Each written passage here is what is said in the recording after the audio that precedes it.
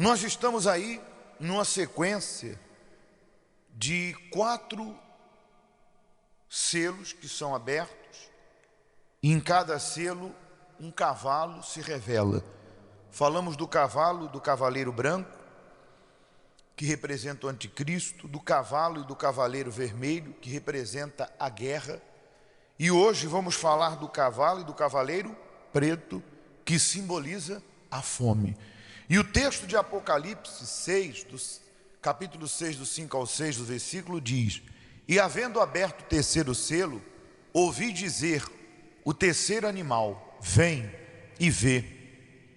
E olhei, e eis que um cavalo preto, e o que sobre ele estava sentado, tinha uma balança em sua mão. E ouvi uma voz no meio dos 4 animais, que dizia: uma medida de trigo por um dinheiro, e 3 medidas de cevada por um dinheiro, e não danifiqueis o azeite e o vinho. Apocalipse capítulo 6. Muito bem, nós já falamos e relembramos no início que esse episódio dos cavaleiros e cavalos, a abertura dos selos dos 4 cavaleiros, ele vai acontecer no período da grande tribulação. A era da graça vai encerrar, o Espírito de Deus será tirado desse mundo, porque a igreja de Jesus foi arrebatada, os mortos em Cristo ressuscitaram para encontrar-se com o Senhor nos céus, os vivos que aqui estiverem serão arrebatados, a era da graça encerra, o domínio do inferno passa a ser 100% nesse mundo, no que diz respeito a agir nesse mundo. Hoje, pode ter certeza que o mal não age da forma que quer, porque o Espírito de Deus se move entre nós. Deus está no nosso meio. O próprio Senhor Jesus disse: eu irei ao Pai, mas não vos deixarei órfão. Eu rogarei ao Pai que vos envie o Espírito Consolador, o Espírito da verdade. Ele vos ensinará todas as coisas e vos fará lembrar de tudo que vos tenho dito. Então, o império das trevas sobre esse mundo tem um limite. O império das trevas nesse mundo tem um termo. Mas quando a era da graça acabar, quando a igreja de Jesus for levada, então começará o grande período da grande tribulação. E esse período, é óbvio, os salvos não estarão aqui. Nós não estaremos aqui. Aqueles que em vida valorizaram a palavra não estarão aqui. E os que morrerem sem salvação não passarão, é claro, pelo período da tribulação. Não estarão no mundo, mas enfrentarão o grande juízo diante do grande trono branco, que é um outro assunto. Agora, tratando-se de um período que vai acontecer depois, por que nós estamos falando dele? Primeiro, para que você entenda a palavra, porque Deus é o princípio, o meio e o fim, o alfa e o ômega, para você entender. E esse entendimento traz temor, e saber como que as coisas acontecem e como elas acontecerão. Mas também para que você entenda que, embora hoje nós não estejamos vivendo esse período, mas já existem sinais no mundo, sinais que mostram, podemos assim dizer, são amostras do que vai acontecer numa proporção gigantesca. Imagine, falando da fome, nós já temos visto ela aí. E ela vai vir de uma forma gigantesca. Mas tratando-se dessa fome, e voltando-se para os nossos dias, o que esse cavaleiro e o seu cavalo nos mostra? Nos mostra que hoje, eu e você, para não chegarmos a essa fome física, ou essa fome de comida de uma forma desesperadora, uma situação de humilhação, de dor, para não passarmos por isso, hoje, todos nós temos que ter fome e sede de Deus, da palavra, da justiça. Jesus disse: bem-aventurado os que têm fome e sede de justiça, porque eles serão fartos, serão saciados. Veja que hoje todos nós temos a oportunidade de buscar a Deus e de nos livrarmos de muitas coisas, principalmente da grande tribulação ou do juízo final, que é a condenação eterna. E mesmo hoje, eu e você, tendo essa oportunidade, tendo a palavra de Deus, tendo a casa de Deus, tendo o sacrifício do nosso Senhor, que nos cobre e nos resgata, o comportamento, a atitude de muitas pessoas que recebem a palavra, que de repente estão dentro da igreja, é aquele comportamento que está revelado em Apocalipse 3, quando João escreve a carta às igrejas, e uma das igrejas que ele escreve a carta, o Espírito de Deus, através do Senhor Jesus, diz que eles eram soberbos, né? Eles não precisavam, eles achavam que não precisavam. E aí o Espírito de Deus diz: vocês são pobres, nus e miseráveis, porque eles diziam que não precisavam de coisa alguma. Eles estavam apoiados na sua condição, na sua capacidade, no que tinham, e começaram a desprezar o princípio, desprezar o início, o primeiro amor, as primeiras obras, se achando autossuficientes. E aí o Espírito de Deus diz: vocês são pobres, nus e miseráveis. Aconselho-te que vocês se voltem para mim. Aí a Bíblia fala, né, que vocês recebam o colírio, que vocês se vistam de vestiduras brancas, enfim. E veja que é isso que tem acontecido. Muitas pessoas, quando chegaram até Jesus, numa situação deplorável, elas manifestaram uma humildade. Se submeteram, se batizaram, abandonaram o pecado, se converteram ao Senhor e seguiram a vida, e estão seguindo a fé. Já não precisavam mais de medicação porque Jesus curou.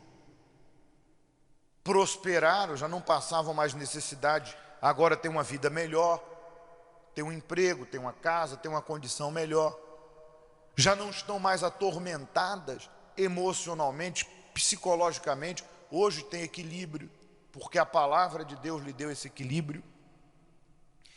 E de uma certa forma, essas pessoas não vigiaram, porque Jesus disse: quem está de pé, cuide para que não caia. Não vigiaram no sentido de não se esquecerem de onde Deus tirou elas, quem elas eram, e não esquecer o porquê que hoje elas estão onde estão. Quem está a sustentá-las não é a sua capacidade, não é o mundo. Quem está a sustentá-las é Jesus. Lembra do que Jesus falou? Eu sou a videira e vocês são o ramo.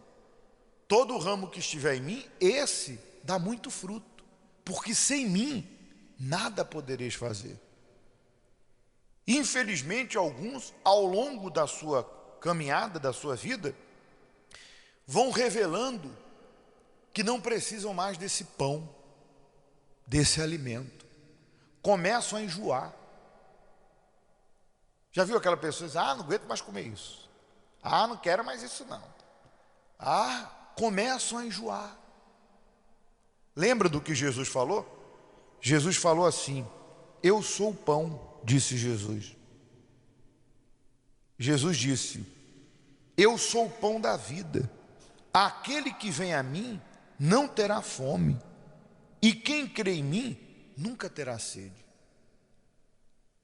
A única forma de hoje eu conquistar a vida eterna e não passar pela grande tribulação, o anticristo, a guerra, a fome e tantas outras coisas, é hoje eu mantendo a minha fome pela palavra e a minha fome por Jesus, que é o pão.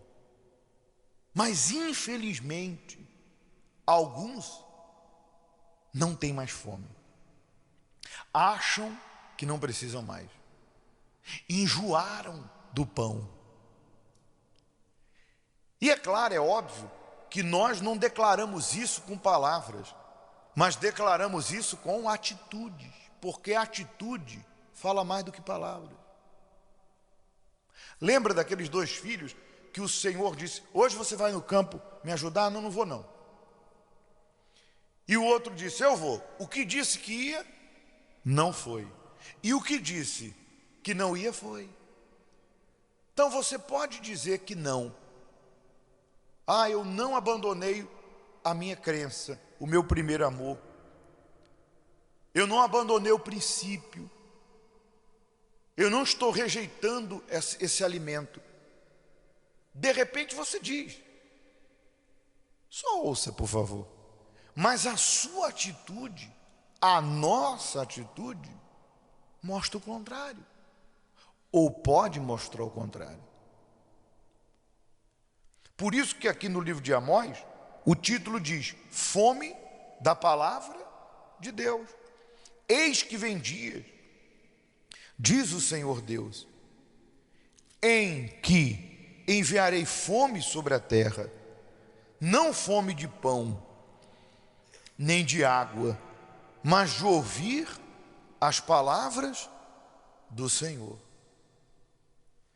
Observe que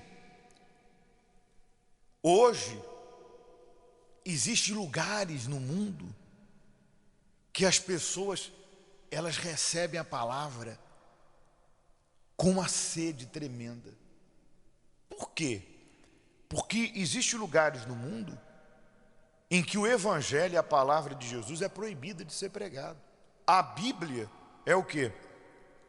É proibida, é crime. Então, aquilo que muitos hoje têm e não aproveita, não saboreia, não desfruta, alguns estão desejosos e sedentos para receber. E é aí que está a questão. Não importa onde nós estamos, é a minha sede e a minha fome pela palavra que vai mostrar a Jesus o quanto eu desejo, o quanto eu quero. Observe que outra hora, não mais aí onde está, eu estou lendo aqui, depois dou referência. Jesus disse assim, olha, ele disse: a minha comida é fazer a vontade daquele que me enviou e completar a sua obra. Responda para si mesmo: qual nível de fome e de sede você tem tido pela palavra de Deus, pelas coisas de Deus? Vamos pensar. Nós vimos ali imagens de pessoas passando privação. Imagine colocar um banquete diante delas. Pessoas que estão, podemos assim dizer, há dias, há meses, sem uma refeição. Imagine o desejo, a vontade de beber aquela água, a vontade de comer aquela comida. Imagine, elas pensam naquilo, elas se imaginam, elas estão necessitadas daquilo. Esse tem que ser o nosso desejo em relação às coisas de Deus. E é aí que está o perigo. E somente cada um de nós podemos nos policiar e vigiar. Porque por mais que a gente veja exemplos de pessoas que perderam a salvação, que abandonaram a fé, não estou falando de sair da igreja, porque às vezes dentro da igreja a pessoa não está no reino de Deus. Por mais que a gente veja exemplos de pessoas que não estão mais vivendo a fé, estão caídas, isso não vai fazer uma pessoa mudar. O que faz uma pessoa mudar é quando ela tem consciência que sem Jesus ela não vai conseguir. É quando ela tem consciência que ela precisa de Jesus Cristo. E essa consciência faz ela entender que ela não vai chegar a Jesus por uma oração do pastor. Tampouco por ter comprado a Bíblia e andar com ela debaixo do braço. Se ela não tiver consciência que a salvação tem que ser mantida, como diz o livro de Efésios, falamos disso, tomai, tem que ser tomada. O reino de Deus é tomado por esforço, a porta é estreita. Se ela não tiver essa consciência, ela não vai se esforçar para manter uma vida com Deus. Então, ela não vai orar, não vai ler a palavra, não vai jejuar para sepultar sua carne, para santificar sua vida com Deus. Porque como Jesus disse ali, e a gente acabou de ler, eu vou ler novamente, Jesus disse, a minha comida é fazer a vontade daquele que me enviou. Então eu revelo a sede, olha aqui, completar a sua obra. Eu revelo a sede e a fome praticando a palavra de Jesus. Então, se hoje eu tenho essa fome e essa sede, Deus que sonda, que vê, Ele vai me saciar. Ele vai me suprir. E essa sede nunca acaba. Essa fome nunca acaba. E não pode acabar. Porque o dia que a minha sede e a minha fome pelas coisas de Deus, por Jesus, acabar, repito o que a gente falou no princípio, eu vou achar que não preciso de certas coisas mais. Quantas pessoas que começaram de um jeito e depois, não preciso mais. Quando fala, eu já sei, já conheço. Mas a sede e a fome só é revelada quando eu pratico a palavra de Deus. Então responda para si, não para mim. Como que está a sua fome e a sua sede por Deus? Você tem tido fome mesmo? Tem buscado? Tem praticado? Eu não estou falando de bênçãos, não. Porque certa vez o Senhor Jesus até repreendeu a multidão dizendo, vocês me seguem por causa dos pães e peixes, por causa de bênção, não por causa da palavra. Então não confunda, vir à igreja orar por uma conquista com sede de Deus, não. Nada que eu e você pedimos, materialmente falando, por uma necessidade humana, revela que eu tenho sede de Deus. O que revela a nossa sede por Deus é quando eu pratico a palavra no que diz respeito à minha salvação, à minha comunhão, é entrega, é dar, não receber. Porque quem dá, recebe. Então não confunda querer alguma coisa material e achar que isso é fome. Não. A fome é dar. Porque a palavra de Deus ela vai pedir que eu e você entregamos a nossa vida. Lembra o que Jesus falou? Quem não negar a sua vida não é digno. Então pense, eu creio que o Espírito Santo, para concluir, ele está a falar com todos nós. E agora na hora da busca, se você percebe que essa fome, essa sede, olha pastor, diminuiu. Eu nem tenho mais fome, nem tenho mais sede de Deus.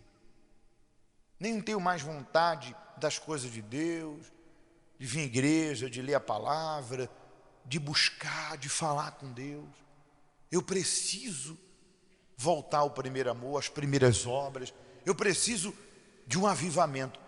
Por isso que nós fazemos a busca. E para isso faremos a busca. Para que todos nós venhamos detectar a nossa condição e nos humilharmos e falarmos com Deus: Senhor, me ajuda a manter essa sede, a manter essa fome, de maneira, Jesus, que até o último dia da minha vida eu não rejeite esse caminho, eu não venha achar que não preciso mais, mas eu me mantenha sempre com fome e com sede, porque bem-aventurados são os que têm fome e sede pela justiça, que é Jesus. É Ele quem nos justifica diante do Pai. Amém?